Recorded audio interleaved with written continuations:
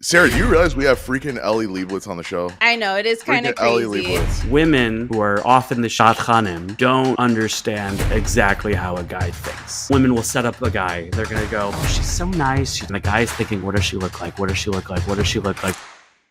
Sarah and Max, an unlikely pair in this wild podcast. They're the perfect flair. Sarah charms, so feminine and free. A Cali girl spirit under the podcast tree. Max a strong force with a punch in every word. Together they navigate the dating absurd. Don't forget to hit subscribe, join the crew for more laughs and tales just for you.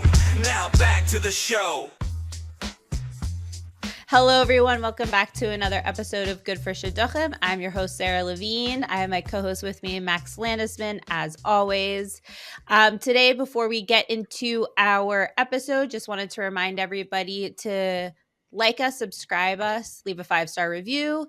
And if you want to email us, please email us at goodforshidduchim@gmail.com. Find us on Instagram. Sarah, if you can't remember the email, then that's a really bad sign for people. Even I people know. emailing us. But, I know. But we just got an email, so that was Monday. good. That was good. Yeah, it's all good. And also find us on Instagram, which is Good for Shidduchim. We actually had some fan mail that came in, which was actually really nice, very heartfelt. Made us feel like we know what we're doing this for. So we do appreciate that fan mail. Yeah. But without further ado, we wanted to welcome comedian Eli Lebowicz. So welcome. Hey, how you doing? Good to be here. Sarah, do you realize we have freaking Eli Lebowicz on the show? I know, it is kind of crazy. Eli Lebowicz. It's legit. Yeah, it's legit. It is. Oh, you it just is like legitimized the podcast. Wow, yeah, you think so? When I'm on Netflix, people are still going to be like, oh, that guy from the Good for Shidduchim podcast? Yeah, of course. Well, welcome, Eli. We're very excited to have you. We know you're very busy, so we do appreciate taking your time out of your day to come and join us on our podcast. Sure thing. Good to be But here. anyways, Eli, maybe you can tell us about yourself a little bit, your background, how you got to where you are now, etc.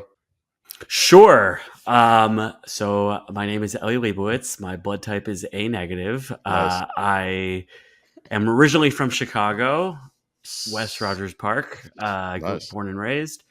And then I went to Ida Crown for high school. I went to Israel for a year. I did the accelerator program. And then I went to YU. And at YU, I started doing stand-up comedy like 2 months into going to YU. Somebody had like a new talent night. They were having like a talent show type of thing for like a fundraiser for Camp Hask. I got up there. I didn't do very well, but then they had the next year, and then I won it. And then the year after, I should have won it, but I won the popular vote. Oh, wow. So, what do you mean? How do you know you bombed it? Like the first time, Yeah. it was my first time ever on stage, so so I you were a didn't little know how to. nervous? Like almost like bar mitzvah boy energy, like, hey, you know what's funny? Anyways, like there's a comfortability that with time that you kind of pick up, and like I'm like reading off a sheet, and like you know, it's okay. You're not if you do well your very first time. Like I did a show, I think like a year and a half later at a club. It was probably my third or fourth time on stage, and like I did well because I had the opening joke where I said, you know, it was like a fundraiser at Stand Up New York. I thought it was going to be all Jews in the crowd, but it was like at a comedy club, so it was a mixed crowd. And I was the last comedian to go of the night, and I said, I know what you're thinking, another Jewish comedian. I'm sure you're sick of us. And then I asked this woman in the front row, I said, so where are you from? And she's like, Germany. Okay, then. And that got a huge laugh of 10 seconds. Like, but if this wasn't like an art scroll story, it would be like God put Elio Davi as that woman in the crowd. Right. That actually is kind of crazy. Eli, I've been to a number of your shows actually. Like when you had one in Teaneck, and I don't know if you heard. There's two guys in the back that were really like couldn't stop laughing. It was me and my twin brother. He still actually quotes your joke about when you get up there and you're like, oh, you know, cool.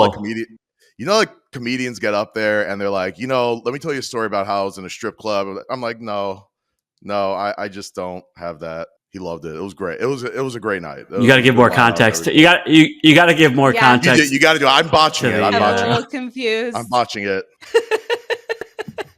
I'm gonna be, because he told me to do it. You have to do it now. Yeah. I just say that, like, when comedians get at comedy clubs, they say things I can't connect with as an Orthodox Jew. They'll be like, when you're at a strip club in Vegas doing cocaine, I'm like, no. Have you seen what I look like? I said I need a comedian who'll get up there and say something I can relate to. I need a comedian who'll get up on stage and be like, how when you're peeing and you sneeze and your yarmulke falls in the toilet? Be like, yes, that is totally my thing. It was great. It does better in front of 180 people, but we know that you're coming to Israel, so that's exciting. You said Jerusalem and Ramat Beit Shemesh, right? I'm doing 6 shows for my tour. Okay. Yeah, I'm doing 6 shows in 5 days, basically. Like doing Karmei Gat, Beit Shemesh is sold out on the December 21st. I'm doing some shows in Modi'in and Hashmonaim the same night. And then Yerushalayim, Efrat on the 23rd, and then Yerushalayim on the 24th. And Yerushalayim's like 450 capacity. So dang. You can still get tickets, but get them quick because Jews wait till the last minute. I just bought for me and my husband, so we're excited. Yeah. So if anyone's interested, we'll leave a link below. If it's still available, I don't know if it's going to be available, but yeah. Oh my God, it's not even a joke. But Karmei Gat, that's the new and upcoming. That's a new upcoming place to be. Yeah, that's what my husband and I heard. Also, Neve Shamir, but I was gonna say, I feel like the way they're naming cities in Israel, it's the same way you name yeshivas. You kind of just have, or shuls, you kind of just have a random first word, and then you randomize it and do a random second word. So it's like, we're gonna start a new shul called Ohev Shalom, and then that's how you name. So it sounds like Neve Shamir is just like, hey, we're going to take words like Neve or Nof and things like that, like different scenic things, and then add a random prime minister from Israel. I think that's the way to do it. So that's why you'll be like, oh, welcome to Har Perez. Har Perez. Since our podcast is a lot about shidduchim, and we wanted to just, talk about just shidduchim. And one of the things that when we were brainstorming or when we were coming up with, when you were going to be on the podcast was why you connects. So I just wanted to pick your brain a little bit about that. Your thoughts, your feelings. Where do I start? From the beginning. No, listen, for me, it's like, or we could talk about flashophobia. That was also on the list. No. Well, yeah. Well, that's the. Let's go back for a second before we get into the nitty gritty of like the specifics of those. I think some of the overarching issues when it comes to the shidduch world or the dating in the Orthodox world is when it comes to guys. A lot of guys and women too, but guys are also, I feel like, a little bit more guilty of this, of being scared of commitment when it comes to settling down. Like I performed on a Shabbaton. I performed on a lot of like Shabbatons for people that are single, and it's always hard to get guys to go on these Shabbatons. And I asked once, a guy said, "Hey, do you want to go on one of these Shabbatons?" And a guy said to me, and I quote, "I don't know if I could commit to a whole Shabbos." It's so true, by the way. And I was like, marriage is like a bunch of Shabbos, right? It's like mostly Shabbos. So, so I think that is the kernel of it, where this fear of commitment when it comes to dating is the same fear of commitment that I think guys have when it comes to eating meat. Guys love meat, but they're scared if they eat a steak, maybe a pizza is going to drop out of the sky. You don't know. FOMO isn't just fear of missing out. Yeah, FOMO isn't just fear of missing out. It's fear of milking opportunities, and you never know. So like, and listen, being fleischig lasts for 3 to 6 hours. Being married, ideally forever, it's a very scary proposition.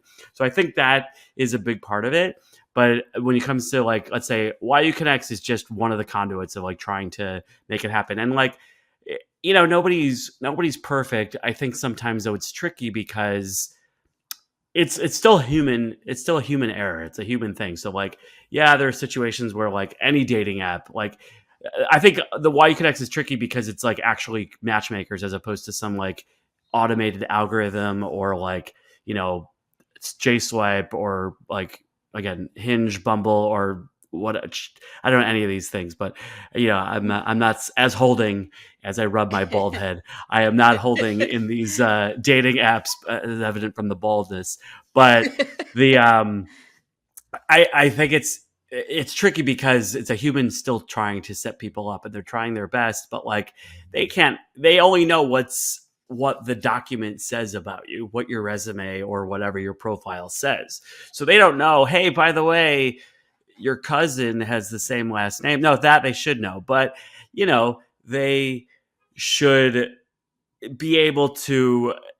They can like yes, there's a little bit more work behind it, but I will give them a little bit of slack because I also know it's like a volunteer thing.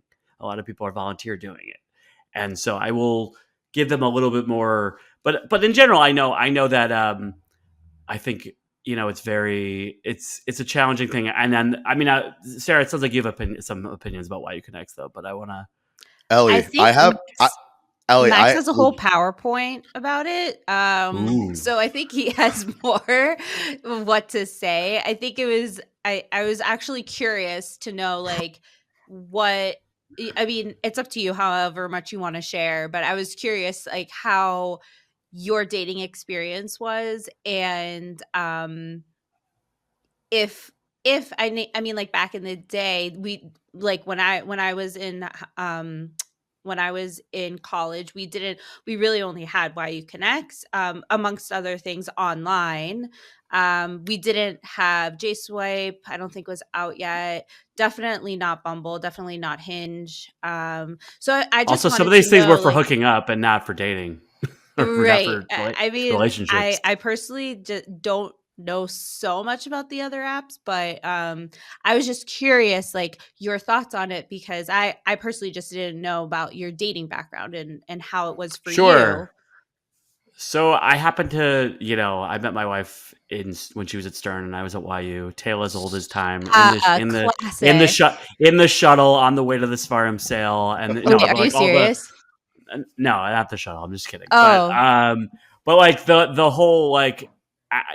So I would say that YU is a hilarious place because YU has the campus, the men's campus, at 185th Street, and then you have the women's campus at like 34th Street mostly, and it's like.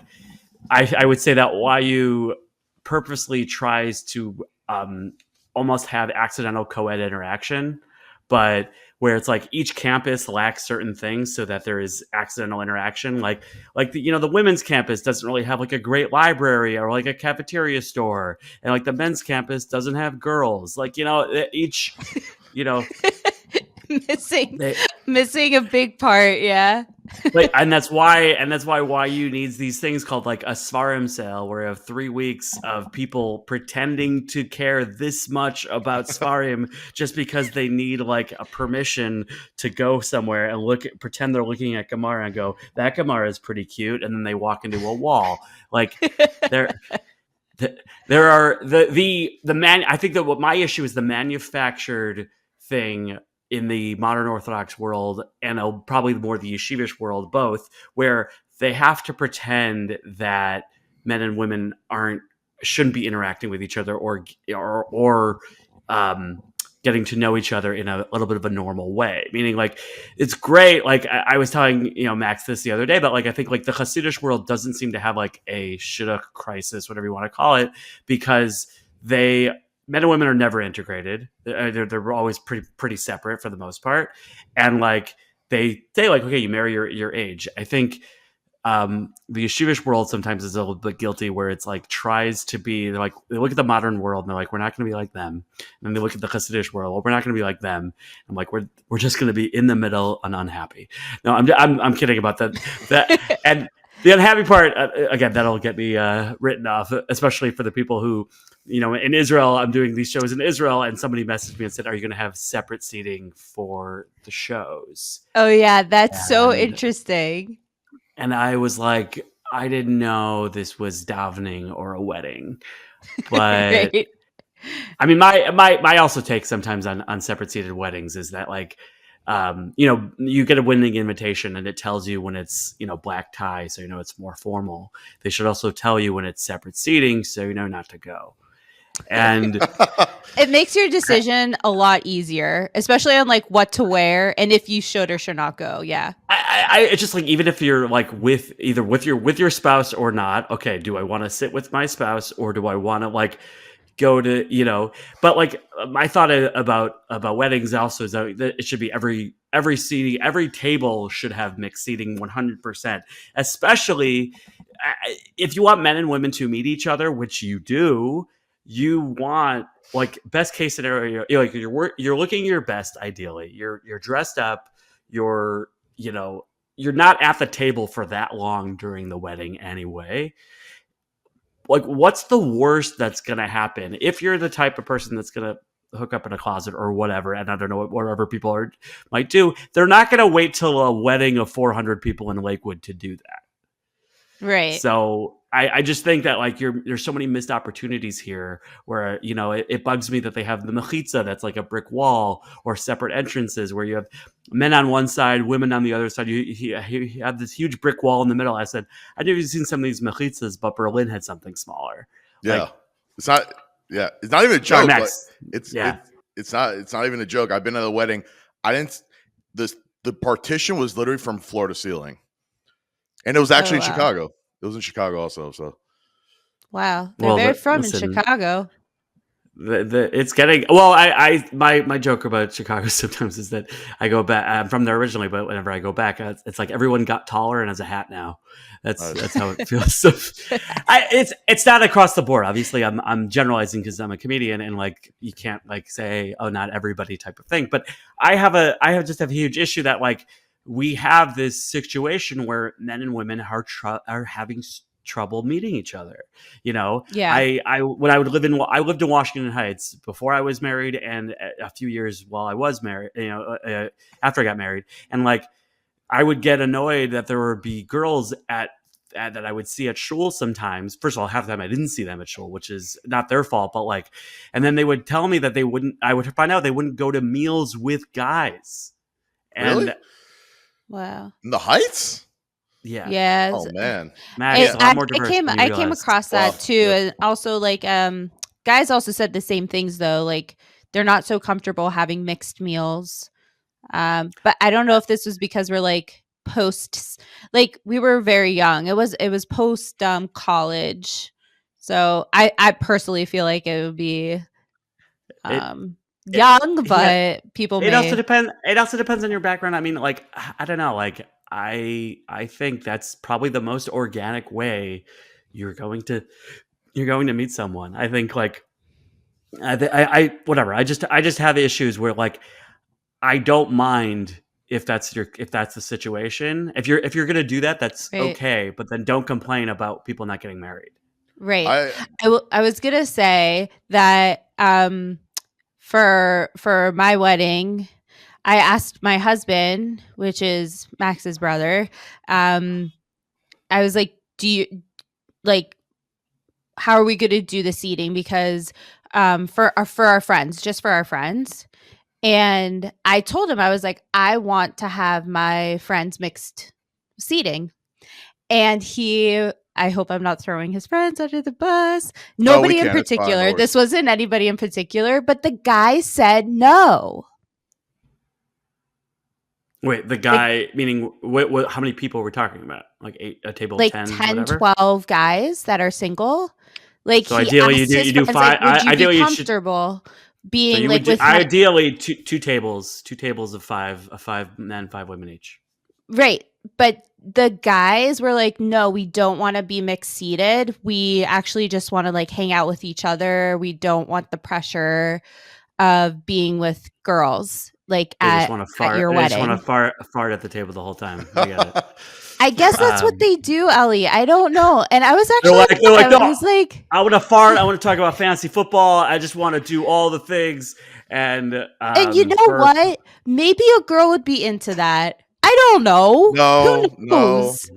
I remember a girl I was talking to. I think I performed on like formal single Shabbatons, and I've also like a friend of mine once like basically made a single Shabbaton in his neighborhood for like 10 guys and 10 women and whatever. And I remember one of the women was saying, she said that she loves John Mulaney and Nick Kroll, and they said that has to be at the top of your list of your shidduch resume. I just want you to understand that, like in terms of like it's like saying a girl who likes Seinfeld.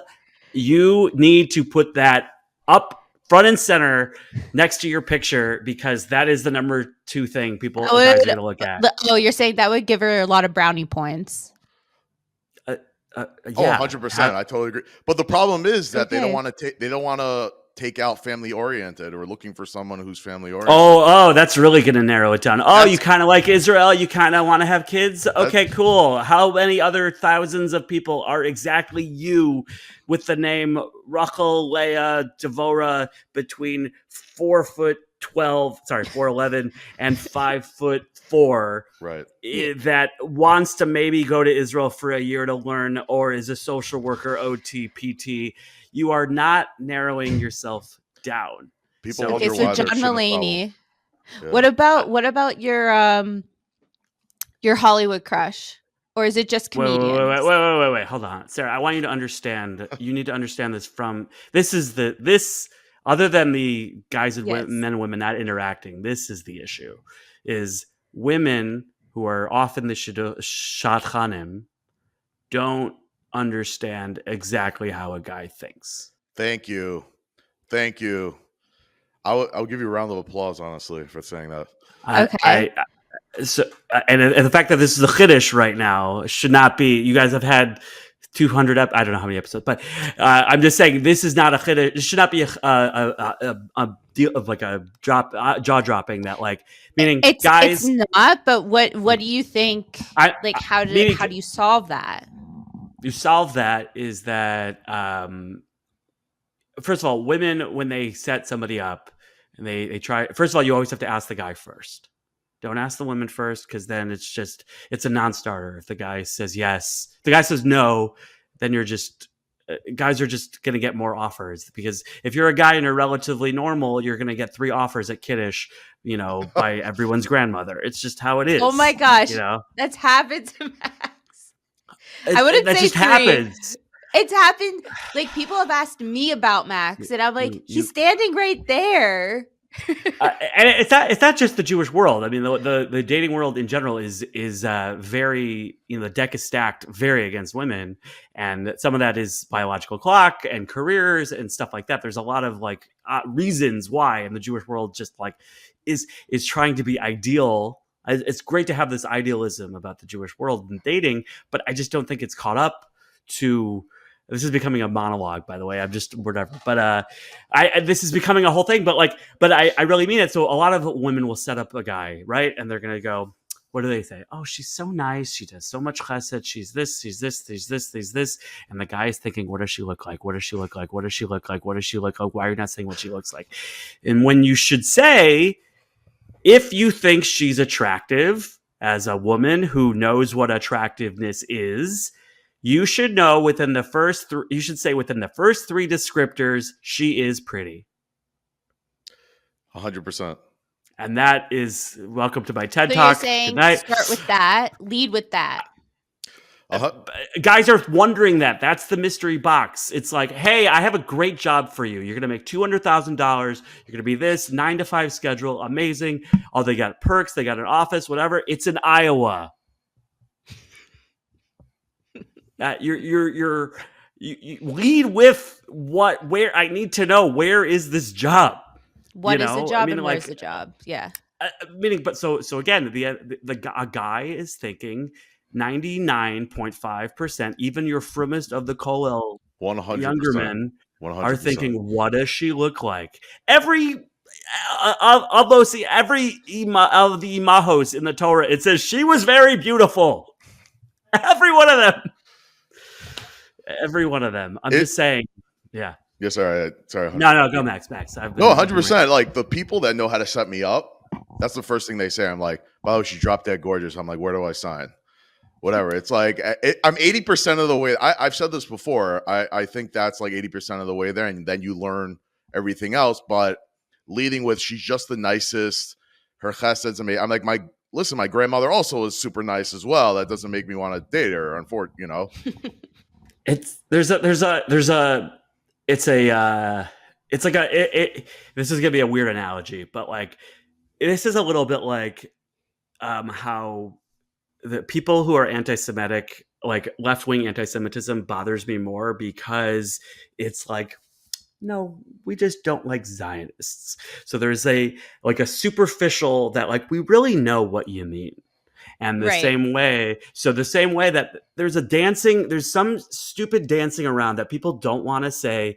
Guys are a little bit more superficial when it comes to looks. Girls can look over that if the guy's funny, rich, etc., has friends, personality, whatever. It's not the top 5. I mean, they care what he looks like. He can't be like a caveman, but like,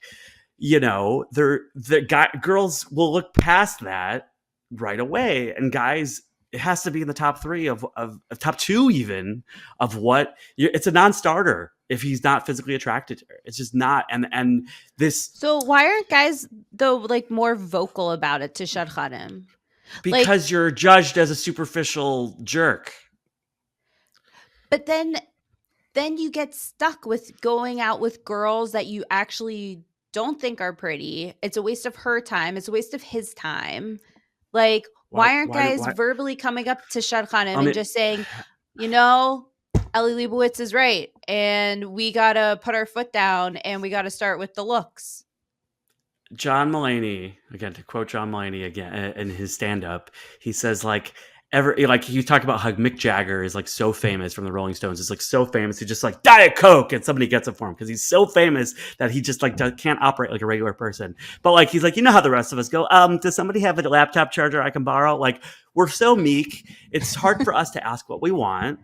And especially a guy whose parents have made his whole decisions for him for his entire life, where he goes to yeshiva, what he's doing, where he went to YU Turo or whatever, or Ner Yisrael, like without much input where he wanted to go. And he was just kind of decisions were made for him. And, you ask him like, and he'll be like, why are they pre-med before like having realizing 2 years later, oh my God, I don't want to do this. Because people don't want to. It's hard to speak up for yourself. It's awkward. It's uncomfortable. The same reason why saying like this is your spouse. I don't know. I'm sorry, Ellie. I hear you. I understand what you're saying. I understand, but you think like the psychology. Listen, I majored in psychology. I'm not an expert, but like I at least like know whatever. I know how people think. I try to make them laugh when their Jewish audience is awkwardly asking for a mechitza. But like I think just because a guy makes this decision and was like, okay, I'll do it, or they'll ghost you, and that's the modern dating thing anyway. They'll just ignore. There's a reason. Why do you think ghosting exists? And people just not getting back to people. I would never be able to handle dating now because of ghosting. Like it's hard enough in comedy. That it's easier. Of course it is. You don't want to see someone. You don't want to break someone's heart and say, hey, I don't find her attractive. What, you think she's ugly? Ghosting she's not my look, in my opinion. Ghosting, I agree with you, but that's because you're a mature married person and you're not 24. I don't know if you are 24, but like I'm just saying, I'm not 24. There's a whole the avoidance is completely real because you don't have to make a decision. It's hard to get up and make a decision and say I'm going to say this. And that's why they'll hem and haw and say, it's not my type, was not my type means a guy said to me, I want Sydney Sweeney. And I said, good luck, buddy. And you want her to be Jewish? Good luck, buddy. Like, and whatever, you could blame it on a million factors of just like, we've seen movies and stuff like that. She is a bombshell, I will say. But right, and very difficult to probably land. Yes, right. So Sydney Sweeney in a sheitel is not so easy, or with a tickle. So like, yes, I'm not saying that guys don't need a reality check. Again, one of the things you should put in show notes. I mean, not safe for work language, but Bo Burnham's song "Lower Your Expectations" should be required viewing. It's a 3-minute song by Bo Burnham, comedian Bo Burnham. It's a musical song talking about women's expectations and men's expectations, and it's perfect. Oh, I got to listen to it. And it's, yes, guys are like on this level. The worst is a guy who's like, yeah, I want somebody super hot, whatever, this. And it's like, hey, buddy, you have a lot of physical, you're not the most physically fit. You can barely do Glila, and that's what I can do. But like, and they have this real unrealistic expectation. And women, the system, quote unquote system, has, I want a guy who's, basically the Bo Burnham song, almost like, I want a guy who wants to learn, but also will make time for family, but also makes $300,000 a year or more. It also has a place in Florida and Israel and whatever, and we can go on vacation. And you're like, pick two, right? Yeah, I told you I have a lot to talk about on this. Yeah. I told you I have a lot of opinions. Moving on, but also, like, I mean, again, so I think what it also comes down to is like, it's hard to think outside of your Dalai mode of what you're currently going through. As I said to Max the other day, I said, I'm a married person with kids, and generally, married people with kids treat married people without kids the way married people without kids treat single people. It is the most bizarre thing that my husband he brought that concept to me, and I was like so confused about it. What aspect of it? What concept? The whole concept of like, once you get married, then there's like expectations within the married community. So once you don't reach those expectations, like having kids at a certain time, or the type of what? No, I'm saying, like, why should being married have any different with the Jewish community, if anything? Like, you think like, oh, you're being pressured to get married at 21, but like you're suddenly not going to get the same pressure from those same relatives to be like, no, some grandchildren, anything wrong? No, exactly.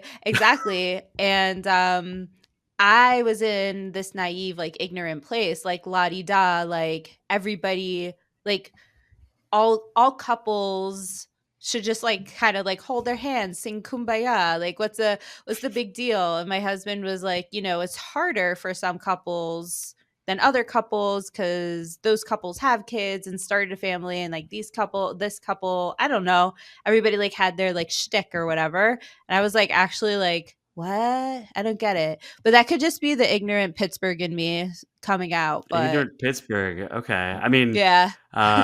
But by the way, I judge crowds by communities by the crowd. Pittsburgh, great show. I did it last Christmas. I did a show in Shari Torah in Pittsburgh, and it was a great show. So nice. Good people.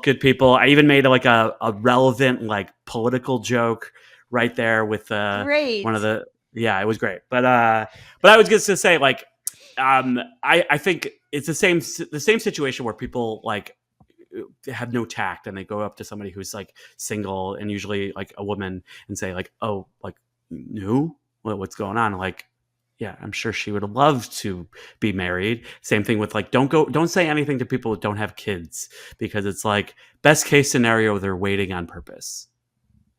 Yeah, like it's like nobody's tact. Business. Yeah, for sure. Right. Yeah. So whatever. I think at the end of the day, what like what we're saying is that I think there is this fear of really saying what you feel, and that to me is really saying what you feel. And there's a lot of beating around the bush, and nobody really wants to say what they're really thinking, and having unrealistic expectations because, I don't know, the yeshiva in Israel system or whatever somehow has told women that they want this kollel guy who's going to learn all day and you're going to have to work and I guess take care of kids and etc. And then they're taught this because at 18 they're taught that, and like you're very impressionable at that time and I'm not saying I wasn't taught that and whatever, and like it's hard to, you have to like fight the tide, but like I'm a freaking comedian as a joke. Do you know how many as a joke? But I'm like a freaking comedian, and like the amount of people are like, you could still take the LSAT if you wanted to, like, Are you serious? not not actually, but the amount of times that people say, "So you do this full time?" And which is marriage, which is spouse or which is Jewish for you make a living doing that. Yep.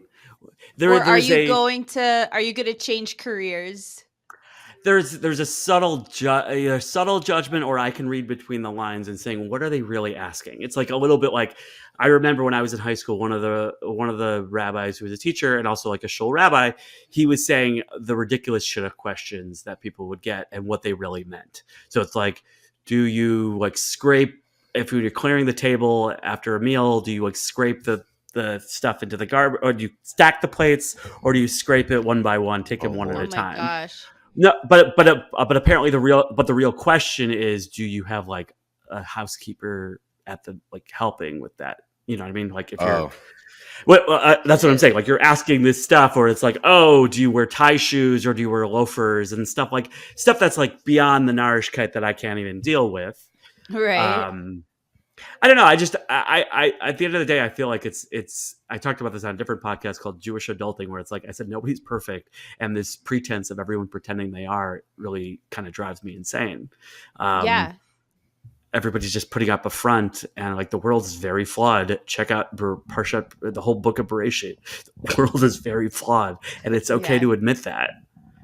Yeah. Oh, you know how many people that we wanted to have on this podcast, they refuse to come on because they think it's bad for shidduchim? Like, I'm like, you're on a podcast talking about shidduchim, and that somehow is bad for shidduchim. Like, they're genuinely afraid that it's going to backfire.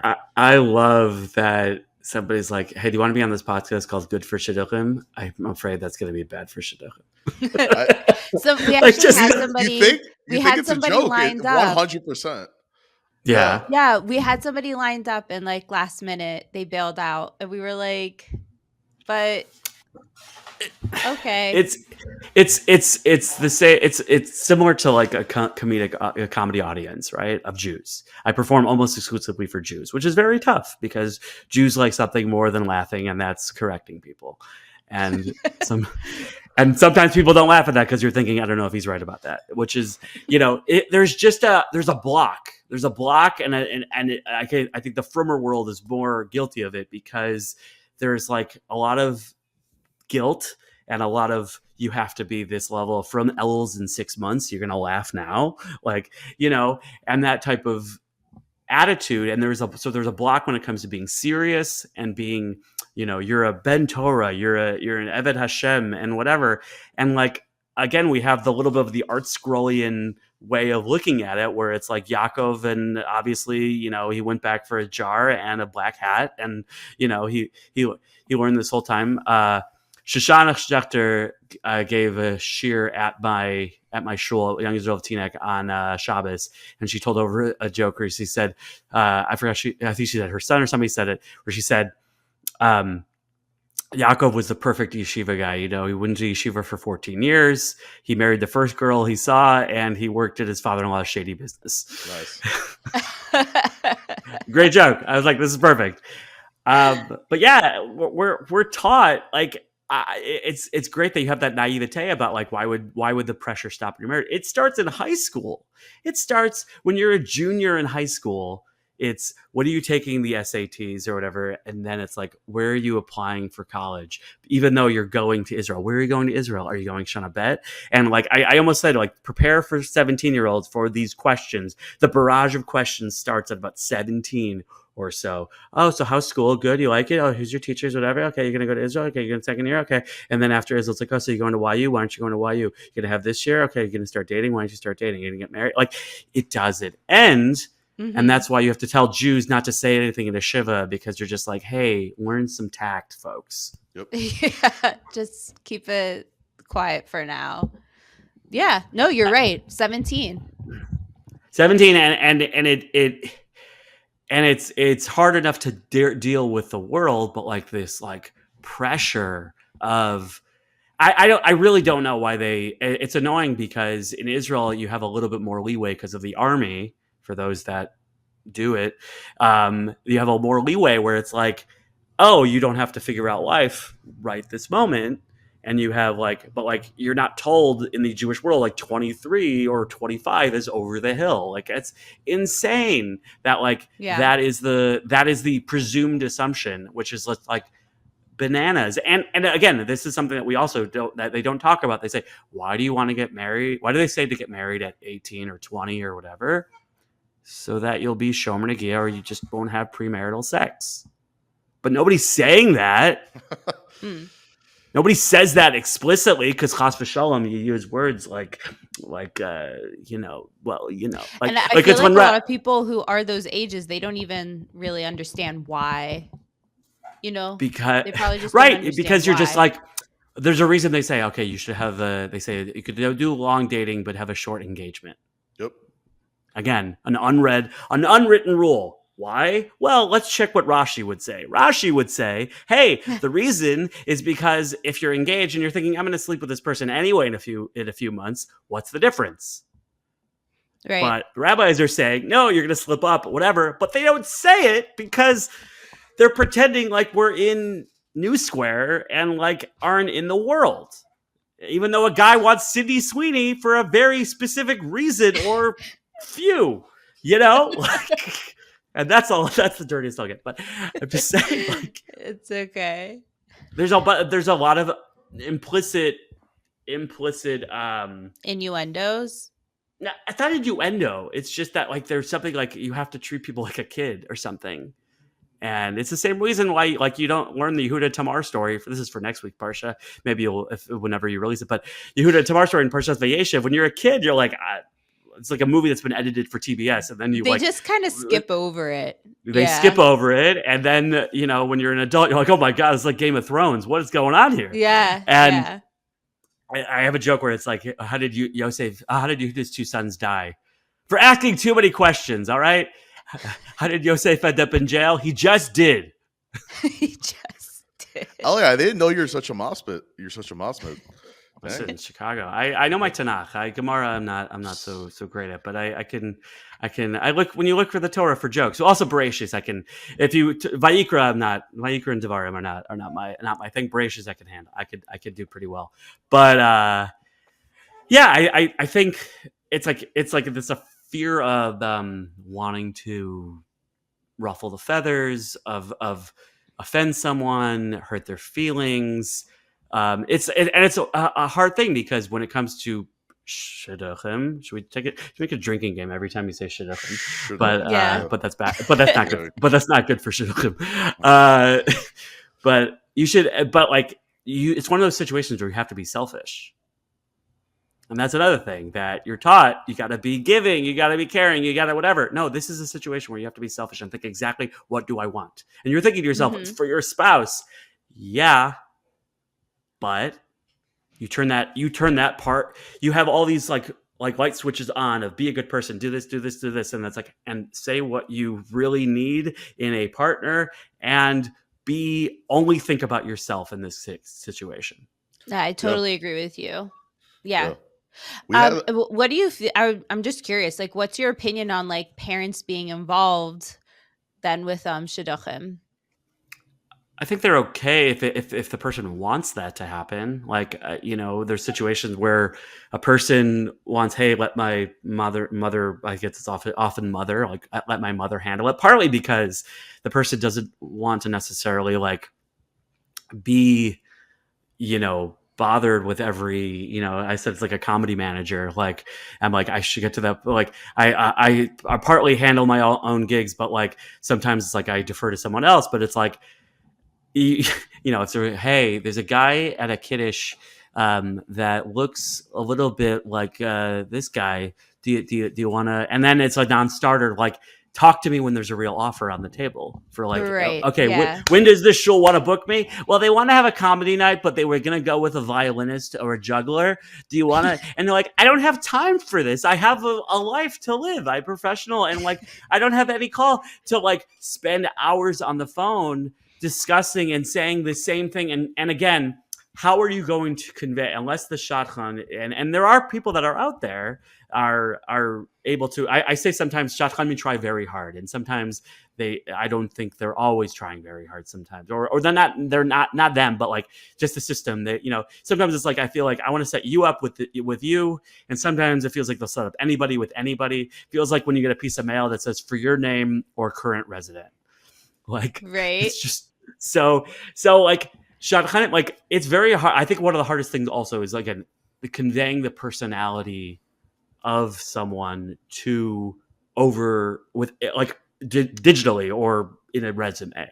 You know what I mean? Like, how do you really, maximize your personality? Again, this is why I said a girl should say, I love John Mulaney and Nick Kroll. 100%. I guarantee you she will. I mean, again, if she's not trying to go for guys who are, but even your yeshivish guys who are okay with TV, but they have to pretend they are not, even though they have Netflix. Like, you would weed out the serious offers and say, hey, this girl has personality, and that will be after looks and like sense of humor and personality are going to be.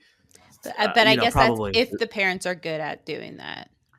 So the parents, it's tricky because the parents will know what the person really wants, and the parents have probably had, spent days on the phone and talking to. Like, do they actually? Do they know?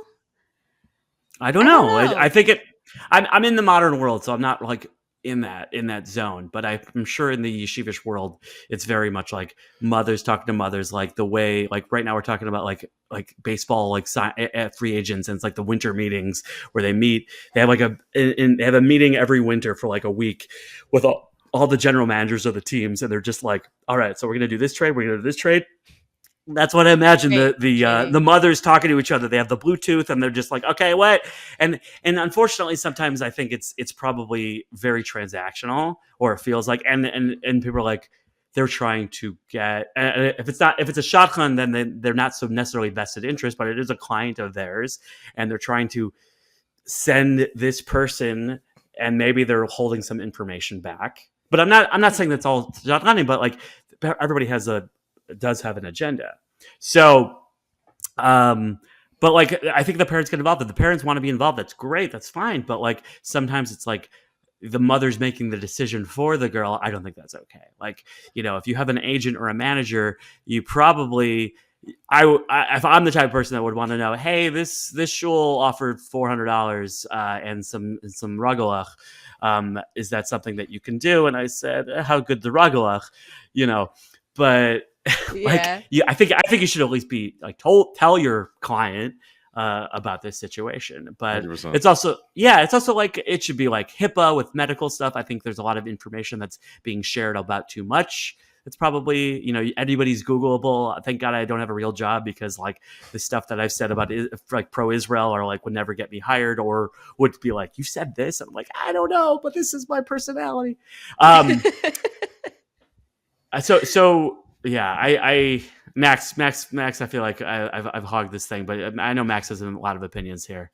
Oh, I've got plenty, but I'd rather hear. Okay, but the whole point, we wanted to hear what you had to say. But, I think. Listen, nobody's perfect with this kind of thing, and I think I love. I think sometimes I'll tweet. I tweeted once, like saying, like, "Oh man, the goyish world the secular world is so superficial." And now it's like, please send your measurements and your looks to an 18-year-old guy's mom just to see, whatever, like, so that she can kind of go through it. Like, she's going to do her own version of JSwipe, just like through the profiles. Because Ellie, if only if that was a joke.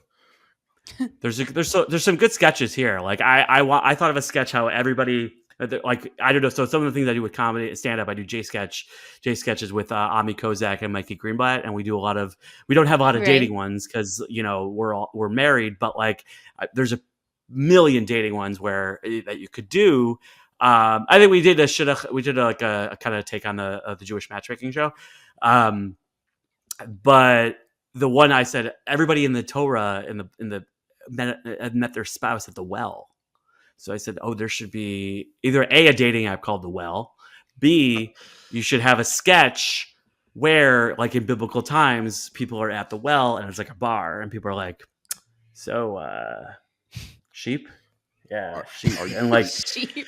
Are you come family here often. oriented? You come here often. Hey, do you know my father, Ben, whatever? And like, that's a funny idea, but like that's how people met. They met at the well because they went out into the world. So I'm mad at the system for taking the power out of people's hands to back in the day, our parents' generation met at like the Catskills and Grossingers and these weekends that people are way too frum for now because chas v'shalom, this is going to be your opportunity. This is going to like, no, go to these things. But again, if you're a guy who gets all these job offers, let's call it that, or offers from like different teams, then why do you need to go on a Shabbaton for people that are single unless you're really having trouble?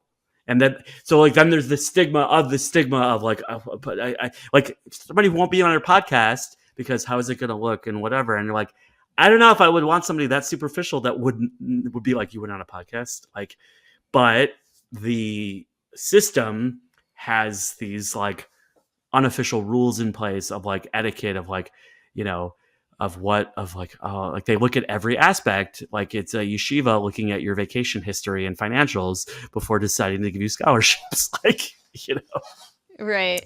Max's dad actually said the best way for people to meet today is at a dance. Like Max's dad is waiting for there to be like a modern Orthodox mixed dancing event. And like, listen, but there is some truth to that, and that not that regard, but like, yeah, a lot of like, I say like doing comedy, and a plug for myself, but doing comedy at a singles event is one of the best ideas because what better way to bond than how good or how terrible the comedian was? You talk about what jokes you liked, whatever, you get a sense for the person's sense of humor and all that stuff, and like, so that's a plug for myself, but. Mm-hmm. I just get mad. I just get mad that like that there are people complaining about like, oh my God, there's a crisis, and like, yeah, there's a lot of people, the idea that like, I remember I think the Chafke put out a video, and I remember because this was one of the funniest videos accidentally. Like they didn't realize it was so poor. It was a video trying to convince guys to marry older than them. That like, okay. Was that when they were giving the $10,000 stipend if you married someone older than them? Was that what? Maybe, I don't know about that, but I just remember it being one of the funniest videos where this guy's like, she was 3 months older than me. She was 2 days, 9 minutes, 12 halakim older than me. But the shadchan said, give it a chance. And the whole thing was age is just a number. And like the fact that you have to be like, hey, mi ka'amcha Yisrael, hey, schmucks, stop, go. Like, it's okay to marry someone a little bit older than you, or it's okay. Like, and again, I'm telling guys here that whatever, but also like, because so you all of a sudden, if you have to tell a guy he has to marry someone younger, then like, yeah, if you have a 1-to-1 ratio of men and women, it's going to lead. But like, and the video ends with like these guys. Of course, there are no women in the video, and like in the background, you hear like, yeah. I wish the video was still up on YouTube. Oh, it's not up. Oh, I was gonna literally I wish in the show notes. I know, you can find a blog about it. Like Gabby Dunn blogged about it, but like it's so cringeworthy. But like at the end of the video, the guys are all with kids. And which is like a weird image, but like it's more that like the women aren't in the video, but they're like, but now I'm a happy parent. Like they skipped five stages, and they're already like, now I have a 2-year-old, and like, I don't know. I'm just okay. Yeah. So like I'm so like annoyed that like so the system like tells these things. So they say, okay, you gotta do it this way, unrealistic of what you really want. Don't here's what you want, and instead of like maybe like have a little bit more, because again, you're 18 or 19 and you really have no idea. I found it so funny. I said when COVID was a thing, and I said COVID rules were so tricky to adapt because it would always be so like they would change the rules on you it was like 3 feet, 6 feet, and whatever. And this is the new rules. I was like, it's like my really from yeshiva day school growing up was like, don't talk to girls. And one day they're like, why aren't you married? Exactly. Like, Right. It's 100% true. It's 100%. You didn't tell me. You didn't tell me the cherem was off. I guess that's why in Lakewood they have like the freezer where they say, you know, whenever I found out he's in the freezer, I'm like, oh, I hope he goes in the microwave because he's never going to get married otherwise. Like, right. You know. It's amazing. We've had like a whole episodes basically on this very topic where essentially, your whole life growing up, essentially don't be with the opposite sex. Essentially, if you go up in yeshiva, whatever it is, don't be with the opposite sex. But by the time you're 20, as you said, why aren't you married?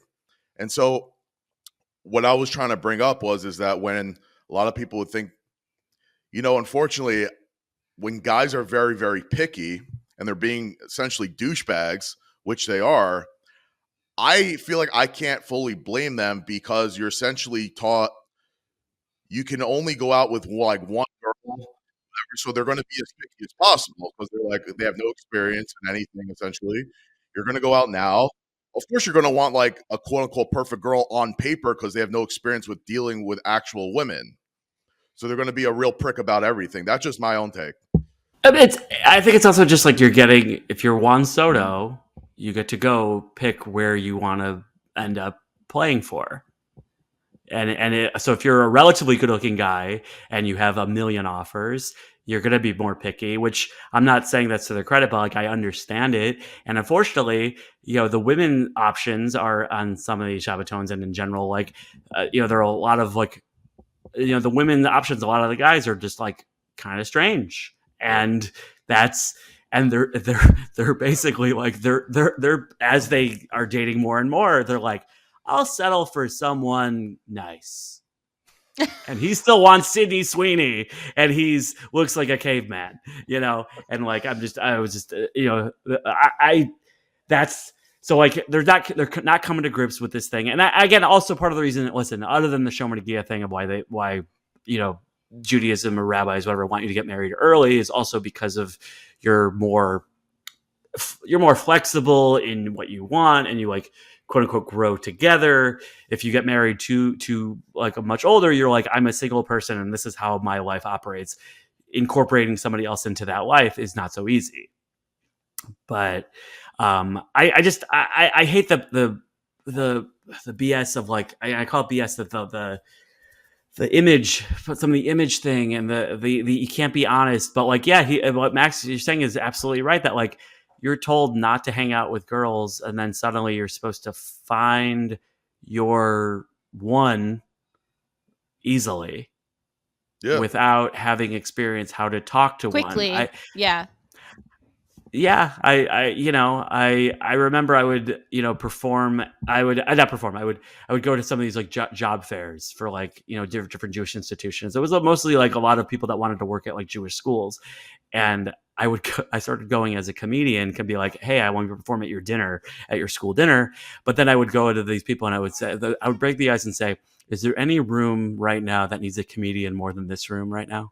Like, a bunch of guys were like, I don't know how to talk to girls. Can I be a Rebbe at your school?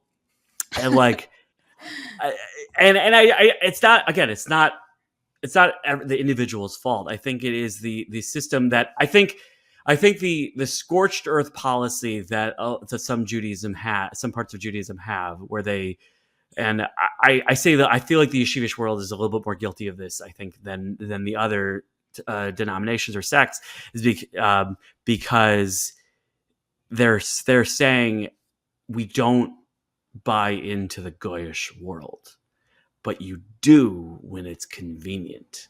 So you do that a little bit, and like to like, I just don't think there's a bunch of Lakewood guys who are not really, or whatever. I'm saying Lakewood. I'm just saying like yeshivish guys who are like, chas v'shalom, they'll go to a single Shabbaton, but like, or go to a wedding that's mixed. But like, I understand like they're worried about the slippery slope of what's going to happen, but I think we've come so far this way that we need a little bit of a change. That like, again, not the, hey, let's go for a dance, have people go for a dance and stuff like that, but have that would make a nice. that would make David Landisman so happy. So, Literally would make his day. Yeah, I will sponsor the dance. But like swing a little bit back the other way and say, let's go and have mixed Shabbatones and have mixed events and make that the norm.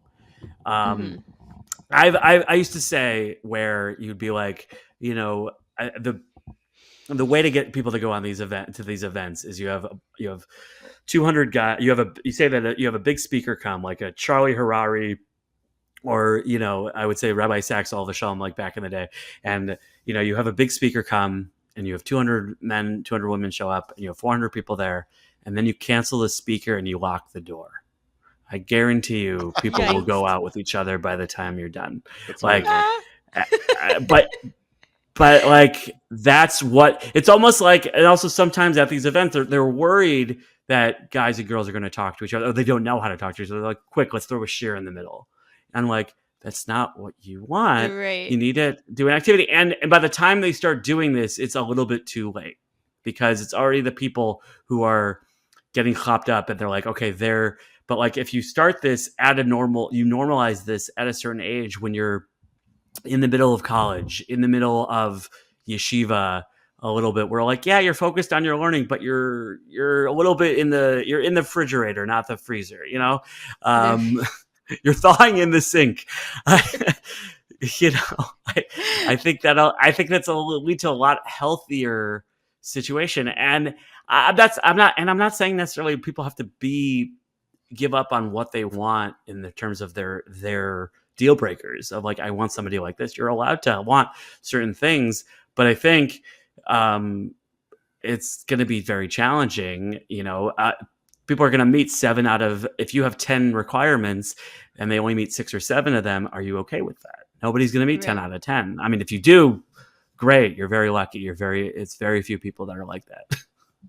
I was gonna say, Ellie, though, like I do feel like sometimes singles do self-sabotage themselves, though. Like they are presented with like certain situations, and it's like you can't say it's all on the shadchan or like whoever wants to set these people up, because sometimes I do feel like they do self-sabotage, and sometimes you're just like, okay, no, I want to.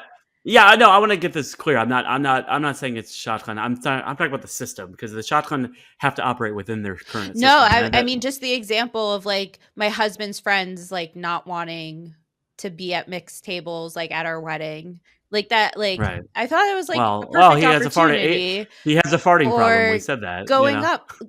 What? I said he has a farting problem. We already established that. I'm joking. If you're listening to this, you should have known. You should have had all that chalent at the shmorg. Should have known. Should have known. You're right. No, the people. But I feel like it's taking risks. Ask somebody out. Even girls, ask a guy out. Like, take a risk. It sucks in the moment if you're rejected. But like, I personally am a big believer in taking those risks. Like even when I was at mixed events, either like at a wedding or at a Shabbaton, and the tables are technically mixed, there's still like that mechitza, that invisible mechitza, like nobody's like actually mixing. Like girlfriends would sit with girlfriends, and like the guys would sit with their guys, and like nobody would talk to each other, but you're supposed to mingle, it's like, okay, somebody take a chance. You know why you took that risk? Because you're from Pittsburgh. I know. I'm from Pittsburgh. I'm from Chicago. Like like Max was saying, Chicago's like got a little bit more to the right, but like that's what and also Sarah, how old are you though, also, if you don't mind me asking? I'm 33. Well, for the record, she would be willing to date someone who is shorter than she was. Believe it or not, a lot of girls won't do that. Well, as the short guy community, we thank you for your service. Yes. And but the fact that you're in your 30s, of course you say that now. Could you say that at 22? No, I did. Okay. But no, but I'm saying that's fine. That's fine. But you're also from Pittsburgh. That's why I will say a lot of shotguns didn't like to work with me because I kind of did my own. Forgive the analogy. You Donald Trumped the system, and you completely went away. And I'm not saying that as a Trump person. I'm just saying that like he's completely like. What do you make of this person who's like, we're not going to take this election, this political landscape, but we're just going to go around it, yeah, and just be like, I'm not outside. Again, another John Mulaney bit is a horse in the hospital about Donald Trump, but right. But I'm just saying. But the fact that you, being from Pittsburgh, you were from a quote unquote out of town, out of New York, New Jersey community, you didn't know the rules. You didn't know the rules, was right? It like socially off? Probably not social off. No, not socially off.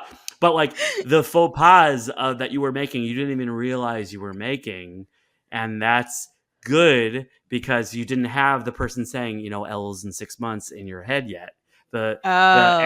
And I think there is like, again, I'm in New Jersey and there's just like this like stress of like, I remember, having a meal, in New Jersey and like checking out communities, and some people are like, are our kids going to get into Frisch and whatever?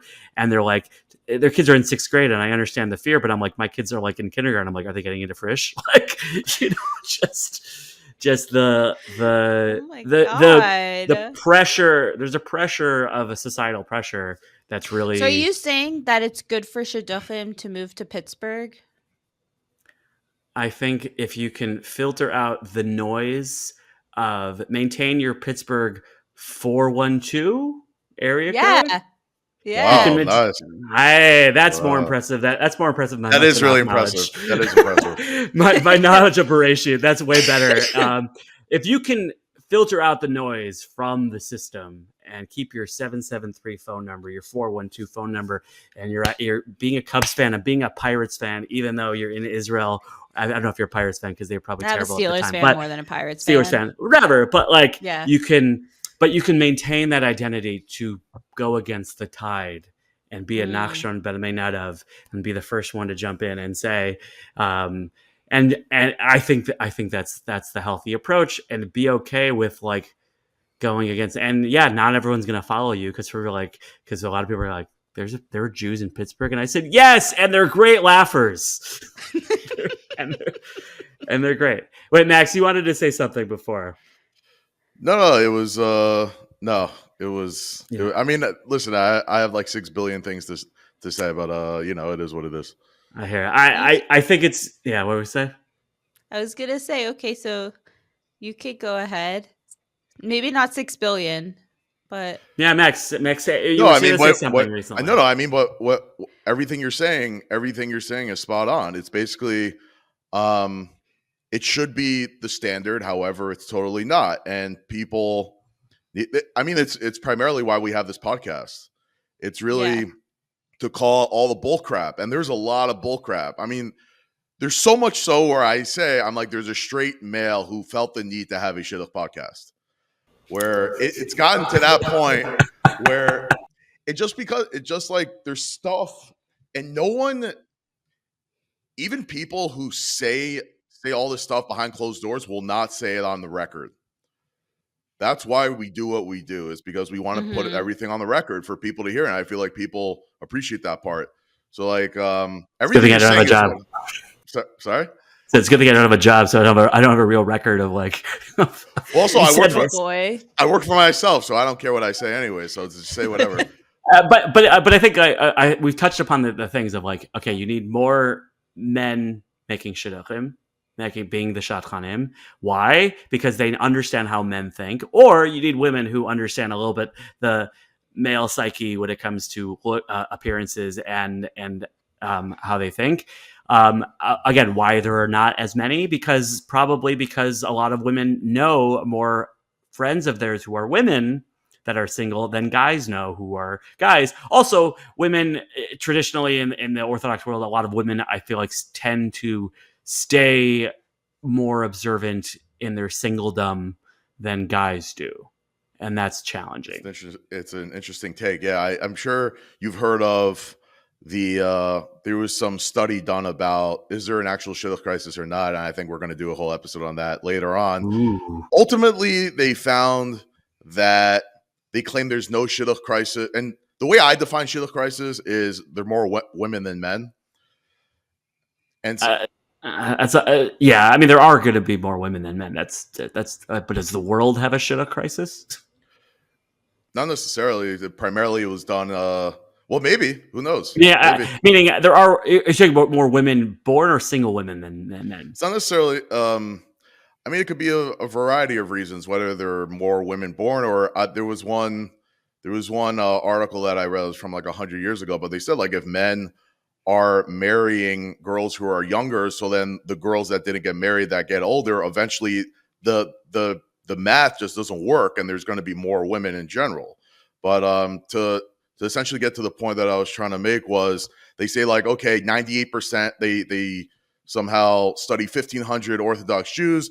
They said 98% of people get married. And I'm like, I want to look at this myself, and I looked at it, 98% by the time they're 40.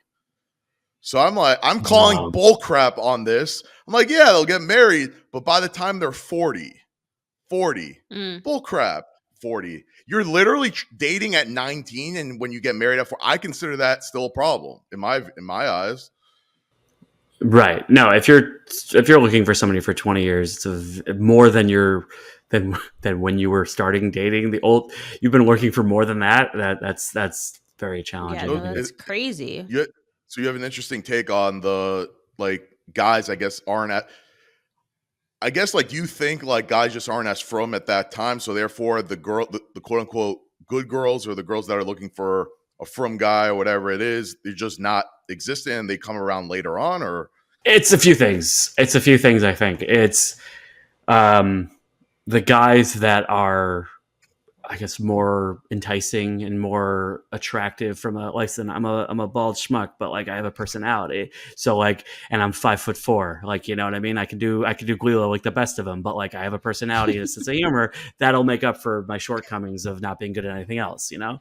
But so there's the people that are more attractive as guys are already married earlier on because you are, you know, you have that stuff going for you. So then the ones that are not married are the ones who are more awkward, you know, have other situations going on where they're not going to like be the most appealing candidate. Okay.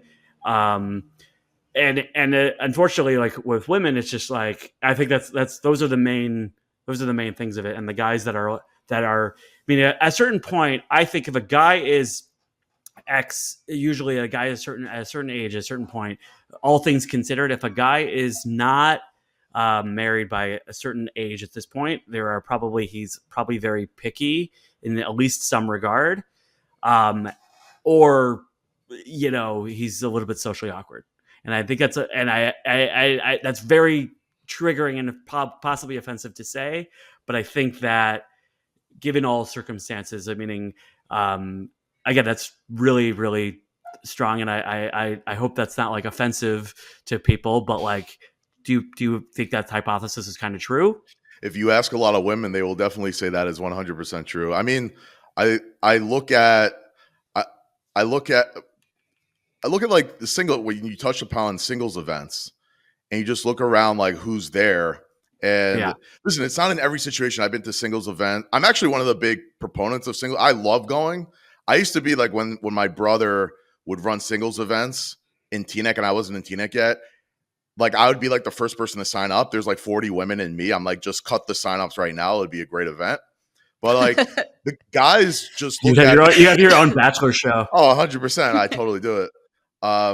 Yeah, for whatever reason, I never guys look at it as like a nebuch case, like to go to a single. I'm like, you're an idiot. But anyways, I've been to these Shabbatons where I genuinely feel bad for a lot of these girls. Where I'm looking around, I'm like, oh my Lord, where the hell are these guys from? Like, you get them off the street. I'm like, there's not. But again, I've been to other events where I'm like, there are a lot of normal, nice, cool looking, like good looking guys. They do who are running the event. Who are probably picky though. Could be. Very possible. And that's listen. It's again. This is one of those unsaid things. The same way that guys are like that they're not going to like a woman is not going to say like, oh, I don't find her attractive, whatever. But she's going to be like, oh, she's nice or whatever, et cetera, et cetera. A guy has to be real with himself and be like, he says, I have a type. Okay, that probably means you're a little bit picky. And that's okay. But like, meaning the fact that you said that you looked at the two Shabbatones, let's say you went to, and one was like, hey, these guys are like, who are these guys? And I'm like, yeah, that's a lot of what's out there. But then you go to other ones and it's like, it's not again, it's hard to generalize. And it's very like, quote unquote, wrong to do that because yes, there are exceptions to the rule. But I think that is a very big proponent of what's going on is that I also think, listen, these Shabbatones have so much pressure on them too. And that's another thing that comedy has taught me. Yes, there's a lot of pressure. The comedy has taught me the ability to say yes to things. And that's what you were saying before. But the dating thing is that the ability to say yes to opportunities is such a good lesson that I learned from comedy. And that's doing comedy full time. I wasn't always doing full time. For the last 2 years, I did it full time. I've been doing it full time. The fact that I've been able to like say yes to opportunities and be able to do podcasts, at 3 p.m, New Jersey time, and be able to do sketches and stuff like that because I had the time and the ability to say yes to these things. I think that's where you start. And I understand that like people have busy lives and they can't just say yes to every date or whatever. And there's a lot of quote unquote wasted weekends, but that's the thing. If you're looking at it a wasted weekend, a wasted Shabbaton, you're looking at it from the wrong perspective. And I think you can look at it from my perspective and say, wow, what a good story for later. Like I read Pete Holmes. Pete Holmes has a book called Comedy Be a God. But he has a book that just came out where he literally talks about religion and spirituality in a really intense, good way. Not from a Jewish perspective necessarily, but he says any hardship that you go through, if you're looking at it, he said, he did like psychedelics, but he's looking at it from a thing like it just gave you perspective like, wow, this would make a good episode of a show. Like any tension, any argument you had, anything like that. No show is good if there's no conflict, no TV show, no movie. That's not interesting. But if you have a TV show where it's like, oh, so then he's like, this would make a good episode. Oh man, this happened to me, right? I had a panic attack at this thing. What a good episode of that show. So if you look at your life a little bit like from that perspective where you're going on a Shabbaton and you're saying, instead of saying, I'm paying $300, I better meet my Basher. Yep. Instead of, let me see what happens. Maybe I have to have Shabbos anyway. And financially it's not easy and like it's exhausting and putting yourself out there is not easy. And I don't want to downplay that. But I think the ability to look at it and say, maybe I'll have a good time on this, open up your stance of crossed arms and open up and again, it's easy for me to say. But I'm no like, hugging. I don't want to. Not too open for hugging. I mean, just like don't sit there like with the mispunim on your face, right? Yeah. Resting punim syndrome. But I just think that like you need to really shift your perspective a little bit, and it's not easy. Again, if you go to some Shabbaton and the guys are not like really sociable. But I bet there's and sometimes it's a handful at these things. But like, okay, listen to the comedian. You had a good comedian, but like also like it's a little bit the How I Met Your Mother approach, where like this could lead to this, could lead to this, could lead to this, which they botched the ending of that show. But like the point is the idea of having a path that like you never know. You meeting someone could be, if you're as frum as you pretend to be. Then if you're as firm as you pretend to be, then you should believe in Hashem has a plan for you. 100%. And honestly, what you hit on, I mean, just talking to singles, just going to these singles events myself, I would give it a 95% rate as far as people go with the intention of like, I must meet my Bashert at this thing. Otherwise, it's a complete waste of time. Yeah. I think that's probably the biggest thing they could really think of. Like, for me, it's different. But again, like, let's say if I go and, it's easy for me to say, and it happens to be terrible, I'll just make a big joke about it and probably make an episode about it. That's one thing. But yeah. But I'm telling 90. I would put 95% of people that go to these things, they go thinking I'm going to meet my Bashert. If I don't meet my Bashert, it's a waste of time. It's a friend of mine when he was starting working, like one of his first jobs. He moved across the country and he got like fired in the middle of the year, whatever. It was a school, Oh boy. and then and it was really hard. And then I said, I tried to give him Klizuk, and I just messaged him. I said, this will make a really good first chapter of your book.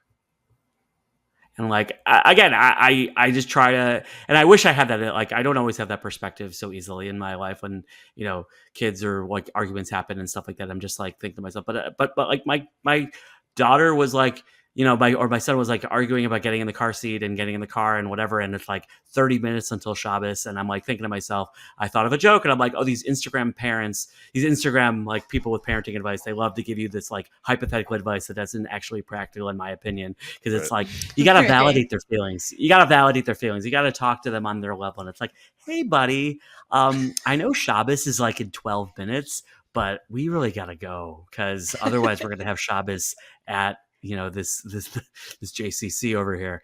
And so like, but like, but have the, have the mindset that of this can be, how can I use this? How can I use this for something good? Think of the movie Wicked, how can this be for good? Did you just watch it? I did see it. I saw the place. You did? It's not good for shidduchim. Man, I'm never going to be able to see it. Oh, well. It's good that you're married already, so that's good. What did I say? What did I do? What? What did I nothing. say? I'm never going to, because I don't know if it's going to come here. That's all. Why wouldn't it? Dude, movies not, is Israel still in 1987 and movies don't go there? Oh my gosh. My husband and I, we went to Cinema City, or what's it called? Cinema City. All of the movies, we were like 1990. What year is it? Like we were like what movies? They were Give me some like names. Hebrew. What? I need some material for Israel. What movies were they? Oh boy, I can't remember. I have to ask my husband. But they were all like also old. Some of them were like old Yerushalmi movies. And then there was also they're just showing Exodus over and over. Yeah, they were like old Yerushalmi movies, and then there was like one Hasidish Haredi type movie of I think it's an oxymoron. It looked like it was like a dating type thing, and we were like, "Where are the movies?"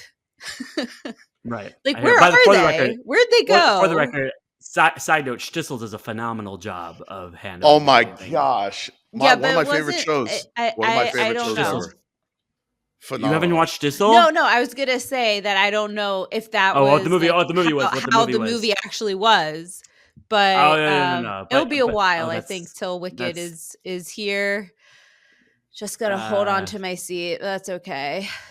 Sorry. Yeah, it's man, you thought finding a movie on Netflix or Blockbuster for $10 was expensive. Wait till you have to fly to America to see Wicked. Man, how much did you pay? $17? That's a lot. Actually, it was $1,017. Oh my gosh.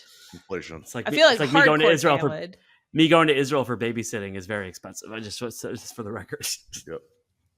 Oh my God. Well, on that note, on our Wicked note, Ellie, thank you so much. Do you have any other thoughts, feelings for the good for shidduchim out there? Just think of a funny story that happens at any date, no pressure. Any bad date you go on. Any bad date you go on. I'll say this. My last thing, the last part I'll say is that again, think of it as there's a good funny story here. What's the funny story here? It's a bad date, whatever. I've set up one couple successfully, a person I went to high school with and a person I used to work with. And listen, NBD, 2 more and I can do whatever I want in life. So I'm just waiting. But basically the bond that I had, here's what I thought. Again, she was older than him. And I was also like, but my thought was, I remember talking to her and she would be like, this is what she's done from on paper and all this stuff and all that stuff. And she'd get all these guys who were just from, but like not like a little typical. And then this guy who's like more of about tshuva, and he was like, I'm getting all these girls, and I'm like, you're getting a bunch of girls who are just like, yeah, they're like nice and like whatever. Like I could give you 20 of them. You could, in theory, marry any of them, and fine. But I basically said, I was like, you know what? They're both really good laughers. And that was my bond. I said, worst case scenario, you'll have a good time because you'll both will be laughing. And that was my thing. And thank God they've been married for several years now. Wow. Ultimately, what you learn from this is comedy and laughter is good for shidduchim. The word yitzchak. Pittsburgh. It pops. And Pittsburgh. Pittsburgh Go Steelers. Yes. Yeah. This was a lot of fun. I can't wait to see you at my shows in the 24th, December 24th. Yeah. We're looking forward. But Ellie, where can people find you? All of your handles, everything like that. Sure. You can find me on X, Twitter. I'm going to call it Twitter. Ellie at Eli Lebowicz, ELILEBOWICZ. Ridiculous spelling, blame Ellis Island. On Instagram at Ellie Comedy-agram. Also, I'm terrible at social media. My website is elliecomedy.com because Lebowitz is ridiculous to spell. ELIcomedy.com. elliecomedy.com/Israel to get tickets for any of my shows in Israel from the 19th to the 24th. Beit Shemesh is currently sold out, and other ones will be sold out, hopefully, God willing, and it's good for shidduchim. Yeah. Amen. All right. Well, thank you guys for listening, and until next time, bye. Thanks. Bye. And remember, everything will always be about shidduchim. Catch you in the next episode.